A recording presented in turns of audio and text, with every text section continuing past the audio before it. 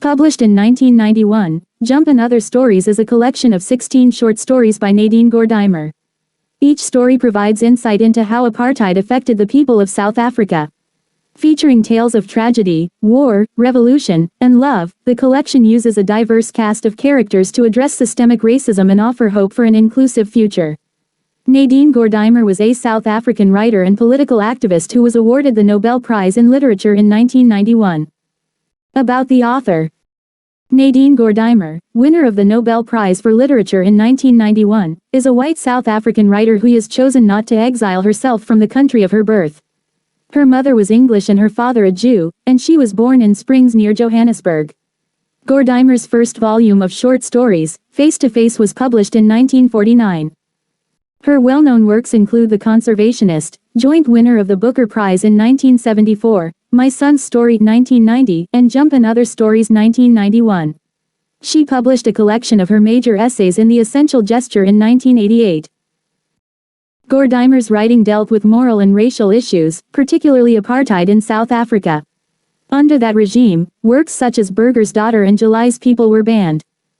She was active in the anti-apartheid movement, joining the African National Congress during the days when the organization was banned, and gave Nelson Mandela advice on his famous 1964 defense speech at the trial which led to his conviction for life. She was also active in HIV/AIDS causes.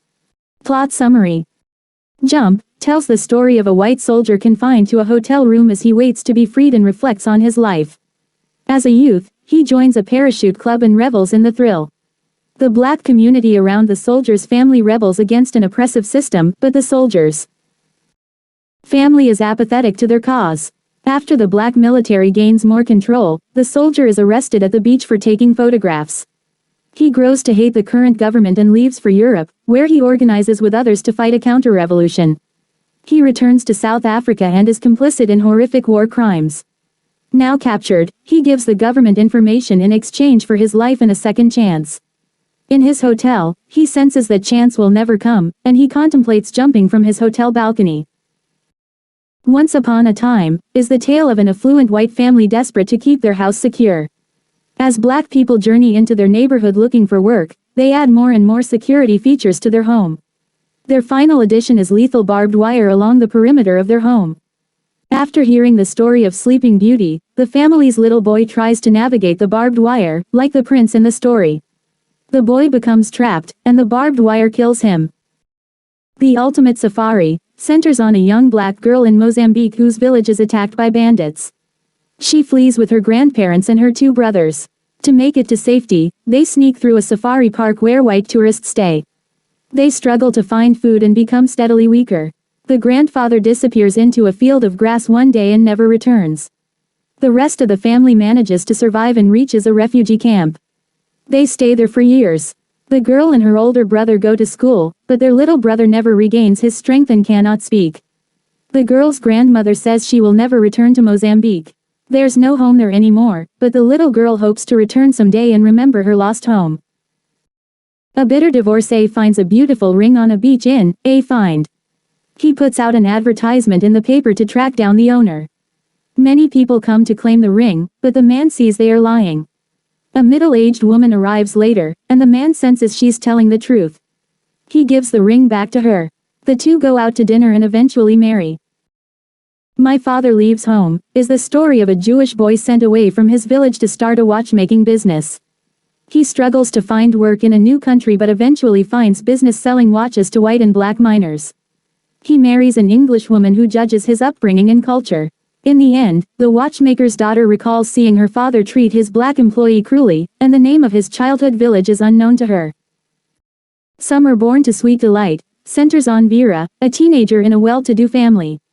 She falls in love with Rad, an immigrant who rents a room in their house. As their romance builds, her parents disapprove of Vera's relationship, but she continues seeing Rad anyway. She becomes pregnant, and Rad insists she fly to his home country to meet his parents before she delivers the baby. At the airport, Rad gives Vera a parting gift, a small plastic box. Vera boards the plane, and it explodes. The conclusion reveals Rad is a member of a terrorist organization seeking revenge for past injustices and chose Vera to be sacrificed for his cause. In Comrades, Hattie, a white activist and academic, gives a group of young black activists a ride into the city after a conference. She offers them dinner at her home but is embarrassed when they see she has a black maid. Hattie speaks with Dumoulin, the group's leader, and learns he never finished high school because he was expelled for his political activism. He hopes to finish his coursework so he can go to college. Hearing Dumoulin and seeing his group, Hattie realizes they are destined to become fighters in the revolution. Terraloina is the tale of a small island tribe. Goats overtake their island, and they leave for the larger world. Over time, they mix with other races and cultures and lose their heritage and history. Meteorologists come to their ancestral island and unintentionally allow cats to cause another environmental crisis. Soldiers are sent to the island to exterminate the cats. Among them is a descendant of the Terraloina, whose only desire upon reaching the island is to kill. The moment before the gun went off focuses on Mary van der Viver, a white farmer who accidentally shoots his black farmhand, Lucas. Mary worries the accident will be used to elevate racial tensions. He cooperates with the police and cries over Lucas's dead body. Mary holds a thoughtful funeral for Lucas and reflects on his final moments with him. Unbeknownst to anyone but Mary, Lucas was Mary's son. Teresa, a black woman, and her white husband learn her family has been arrested in the opening of Home. Teresa is particularly worried about her mother, who is elderly and could die in prison. Teresa devotes herself to freeing her mother, creating distance from her husband. He does his best to support her, but she chooses her family over their marriage. A Journey centers on a teenage boy and his pregnant mother. His father travels often for work, and the boy detects a silent tension between his parents. Without his father around, the boy helps his mother often and grows increasingly attached to her. Meanwhile, the boy's father regrets having an affair and the tension it caused in his marriage. He's ready to recommit himself to his family, but when he arrives home, he sees that his son views himself as the head of the household now. Spoils takes place on a safari reserve, where a group of co-workers stay for the weekend. The main character, an unnamed man, drinks and converses with his co-workers, but they're interrupted by noises out in the darkness. A staff member takes them to the source of the noise, and they see lions eating a zebra. They return the next day to observe the zebra carcass again, and the man watches beetles carrying away parts of the animal. He senses the purpose and order in the animal world. In his own life, he feels disconnected and alone.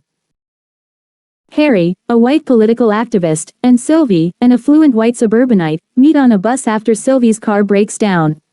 Sylvie invites Harry over, trusting him because he is a white man. They eat, drink, converse, and eventually carry out a passionate affair. Harry is forced to flee to avoid being arrested, and Sylvie's husband is returning from a trip, so their affair ends amicably. Harry is arrested soon after. Despite her guarded lifestyle and apolitical views, Sylvie let an activist into her life and cared for him. A black man tries to hitch a ride in the opening of What Were You Dreaming? To his surprise, an elderly white woman and her English driver give him a ride. He falls asleep in the car, and the woman tells her driver about how apartheid has forced people like the black man to move from place to place. She sympathizes with his strife but also recognizes she can never fully comprehend what black people have gone through. They wake up the man and drop him off at his destination. The woman gives him some money and hopes he won't spend it on alcohol. Keeping Fit is the story of a white runner whose morning jog brings him to the perimeter of a squatter camp. He encounters a hostile mob, and a black woman offers him shelter in her hut with her family. The woman tells the runner the mob was sent by the police to kill the squatters. The white man doesn't want to believe it, but he can't prove otherwise. He makes it home safely and hopes to find the woman again so he can repay her. He worries he won't be able to find her hut again. In Amnesty, a female farmer is ecstatic to learn her lover is being released from prison a year early. A laborer and political activist, he has fought diligently for the working class to have more power and influence. He comes home strong and fit, to the surprise of the woman. Everyone is happy, except their little girl, who doesn't recognize her father. He doesn't stay home long before planning to leave again, still passionate to organize a workers' revolution. He leaves, and the woman looks out at the farmland she tends. Her story ends with her waiting for her lover again. She waits for the feeling of being at home, but it doesn't come.